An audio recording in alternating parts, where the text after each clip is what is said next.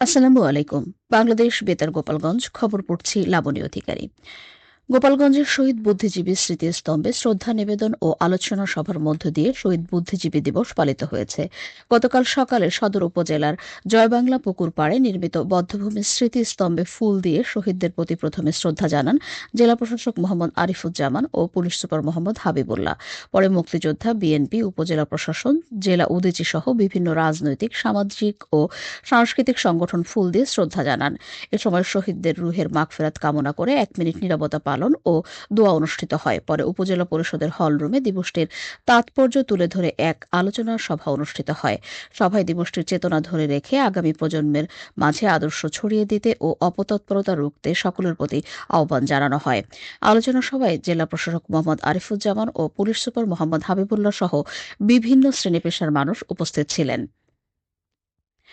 এদিকে গতকাল ১৪ ডিসেম্বর নড়াইলে শহীদ বুদ্ধিজীবী দিবস পালিত হয়েছে। দিবসটি পালন উপলক্ষে জেলা প্রশাসনের আয়োজনে জেলা জজকোর্ট সংলগ্ন বধ্যভূমি ও পানি উন্নয়ন বোর্ড চত্বরে অবস্থিত গণকবরে পুষ্পস্তবক অর্পণ, মোনাজাত এবং জেলা প্রশাসকের সম্মেলন কক্ষে আলোচনা সভা অনুষ্ঠিত হয়। জেলা প্রশাসন, পুলিশ প্রশাসন, জেলা পরিষদ, জেলা পানি উন্নয়ন বোর্ড ও নড়াইল পৌরসভা সহ বিভিন্ন প্রতিষ্ঠান বধ্যভূমি ও গণকবরে পুষ্পস্তবক অর্পণ শেষে মোনাজাত অনুষ্ঠিত হয়। পরে নড়াইল জেলা প্রশাসকের সম্মেলন কক্ষে দিবসের তাৎপর্যের উপর এক আলোচনা সভা অনুষ্ঠিত হয়।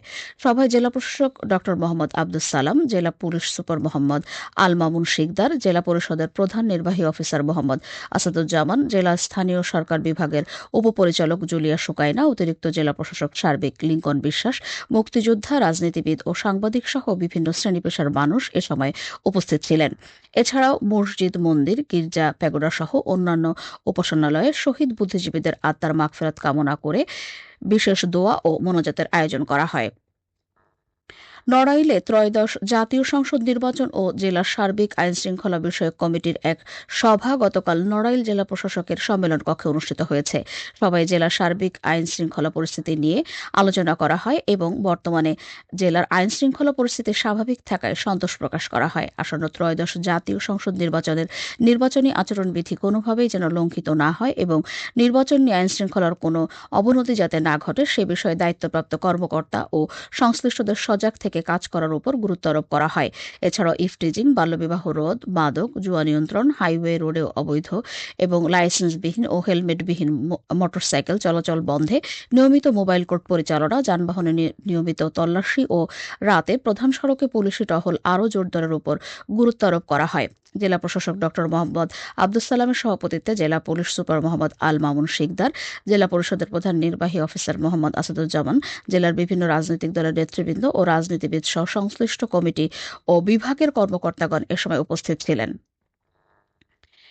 এদিকে শরীয়তপুরে জেলা আইনশৃঙ্খলা কমিটির এক মাসিক সভা গতকাল জেলা প্রশাসনের সম্মেলন কক্ষে অনুষ্ঠিত হয়েছে।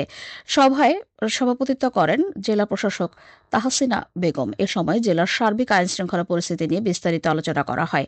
এছাড়াও সভায় অপরাধ দমন, জননিরাপত্তা নিশ্চিতকরণ, যানজট নিরসন সহ বিভিন্ন গুরুত্বপূর্ণ বিষয়ে আলোচনা করা হয়। এ সময় সরকারি ও বেসরকারি বিভিন্ন দপ্তরের প্রধানগণ সভায় উপস্থিত থেকে নিজ নিজ দপ্তরের আইনশৃঙ্খলা সংক্রান্ত কার্যক্রম ও মতামত তুলে ধরেন। সভা থেকে আইনশৃঙ্খলা পরিস্থিতি আরও উন্নত করতে সংশ্লিষ্টদের সমন্বিতভাবে কাজ করার উপর গুরুত্ব আরোপ করা হয়।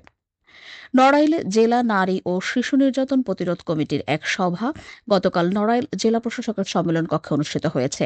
নড়াইল জেলা প্রশাসনের আয়োজনে সভায় জেলার নারী ও শিশু নির্যাতন প্রতিরোধে করণীয় বিষয়ে বিস্তারিত আলোচনা করা হয় এবং এ বিষয়ে সংশ্লিষ্টদের আরও সজাগ থেকে কাজ করার আহ্বান জানানো হয়।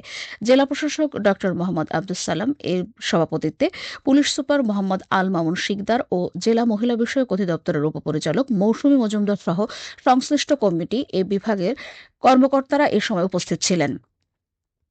গোপালগঞ্জের মুকসুদপুরে অভিযান চালিয়ে ১৬ কেজি গাঁজাসহ স্বামী স্ত্রী ২ মাদক ব্যবসায়ীকে গ্রেপ্তার করেছে মাদকদ্রব্য নিয়ন্ত্রণ অধিদপ্তর। গতকাল মুকসুদপুর উপজেলার গুপ্তরগাতি গ্রাম থেকে এদের গ্রেপ্তার করা হয়। মাদকদ্রব্য নিয়ন্ত্রণ অধিদপ্তরের জেলা কার্যালয়ের সহকারী পরিচালক মোহাম্মদ নবী নেওয়াজ বিষয়টি নিশ্চিত করেছেন। তিনি জানান, বিপুল পরিমাণ মাদকদ্রব্য ক্রয় বিক্রয় হবে এমন গোপন সংবাদের ভিত্তিতে মুকসুদপুর উপজেলার গুপ্তরগাতি গ্রামে অভিযান চালানো হয়। এ সময় মাদক ব্যবসায়ী বোরহান শেখের বাড়িতে অভিযান চালিয়ে ১৬ কেজি গাঁজা উদ্ধার করা হয়। তিনি আরও জানান, উদ্ধারকৃত গাঁজা সহ গ্রেপ্তারকৃতদের মুকসুদপুর থানায় হস্তান্তর করা হয়েছে। এছাড়াও এ বিষয়ে মাদকদ্রব্য আইনে মামলা দায়ের করা হয়েছে। সবশেষে আবহাওয়া।